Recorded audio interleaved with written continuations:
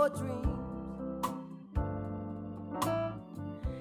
Hey everybody, this is Bled Chimanga. Thank you so much for joining for the first ever Bledinspires sessions. And this is a talk show that's going to be running for at least the next 21 days, as we'll be sharing different stories of people, how far they've gone in life and how they've gone from being just a child right up to being people, big people in the society. And today, to start this session off, I'm going to tell you guys about my story and how I grew from, being blessing right up to being a touring musician and being a speaker and traveling the world because of what I do. So yeah, my name is Blessing Chimanga, and I got the name Bled from a friend. It's just a nickname and became my stage name. So Blessing Bled Chimanga.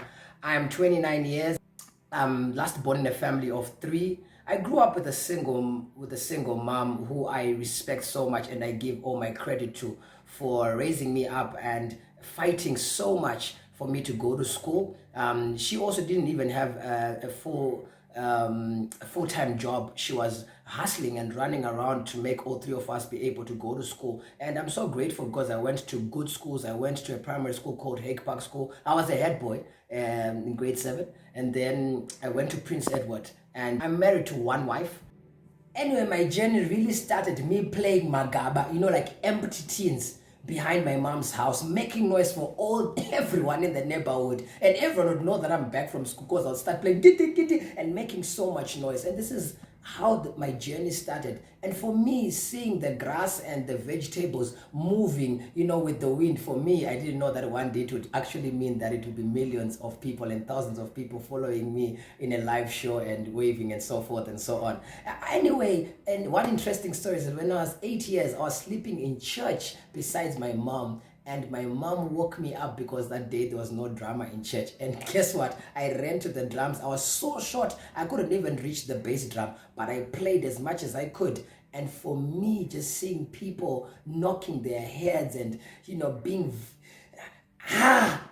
this is the actual feeling that has got me up to date with being a musician. I mean, going out of church and everyone congratulating my mother, saying, "Hey, Mwana, when you know your son," everyone coming to me saying, "Hey, Sonny, the way you play today." Up to today, it's the one thing that has kept me going. And from there, right up to then, going to Prince Edward, playing in the jazz band. From there, playing with the late Sam Mtukudzi, playing with the late Shiwoneso Maraire, playing with the late Dr. Oliver Mtukudzi, playing with Josh Mack, Hope Masike, and many other artists. This is the one thing that has kept me going. Was the journey easy right up to today? No, it wasn't easy. I mean, from even family acceptance. Imagine in our African society saying to your own parents, saying to your own family, you want to be a musician full-time. It was not easy. I had to prove that I want to change the face of how a musician is seen, in the world. Everyone just thinks musicians are there to have many wives. They are there to be drug abusers, to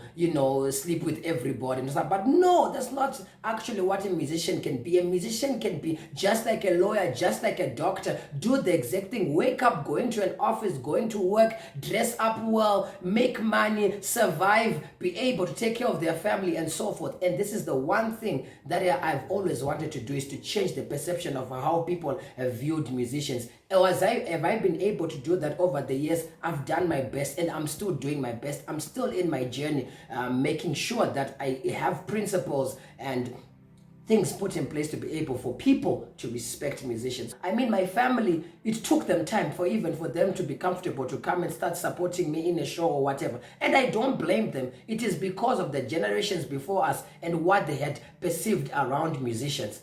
Yeah, society, peers. I mean, I have friends that are big accountants right now, that are big managers in big firms and so on and so forth. And for them to say, you want to be a musician, it was not anything easy. They would laugh at me and so forth. But right now, they're the same people who are calling me to come and play at their events, play at their weddings, play at their jobs, cocktails and so forth and so on. So ladies and gentlemen, all I'm just trying to say is you have something inside of you. No matter how people can pull you down, as long as you're passionate about it, as long as you know that you really want to do this and you're focused and you put in the time and the effort. It's not going to be easy. They're going to laugh at you. They're going to say you cannot do it. They're going to tell you all kinds of things. But after that, it's not all of us that are called to be accountants. It's not all of us that are called to be lawyers. Everyone was called to be something in this life. Focus on that one thing that you're called to become, and don't look down upon yourself. Believe in yourself. That's the most important thing. I had to believe in myself. I had to tell myself, the day I saw the grass waving like this, even because it was the wind, I thought one day to be people waving to my music, and it's happening today. I'm traveling the world because of this music. If I had not started Nemagaba, or if I had not started with those empty tins, where would I be today? So you are good in something. Don't look down upon yourself. Keep going.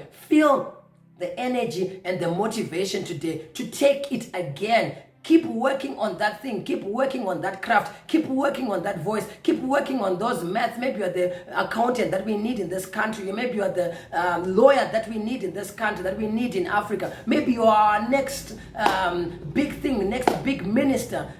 Keep working. Don't look down upon yourself. Let them say whatever they say. Remember the story of Joseph in the Bible. The people that pulled him down was the actual brothers, was the actual immediate people. So it's very much true that the people close to you may pull you down, but don't give up. You have something strong that the world is looking for. Up to today, I'm 29 years and I've traveled to 21 plus countries. It's not because I'm the greatest musician. It's not because I'm the greatest musician export that Zimbabwe has. No, but it's because of the grace of God, and it's because of working hard and pushing with no limits. So I want to encourage you, anyone who has watched this or who is watching this, keep pushing that gifting that you have.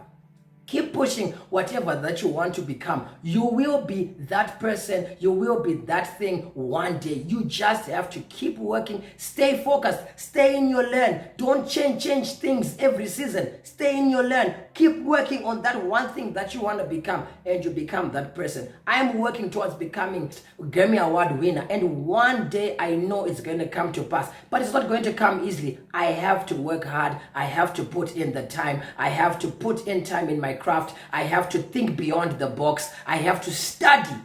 And above all, I have to keep my faith in God, because it's the giver of the gift, and he's the one who's going to make me the person I want to become. I hope you've been inspired, and I hope you follow the next episode of Bledinspires. Remember, we're here to inspire, motivate, and ignite your dreams. Till next time. For you and me.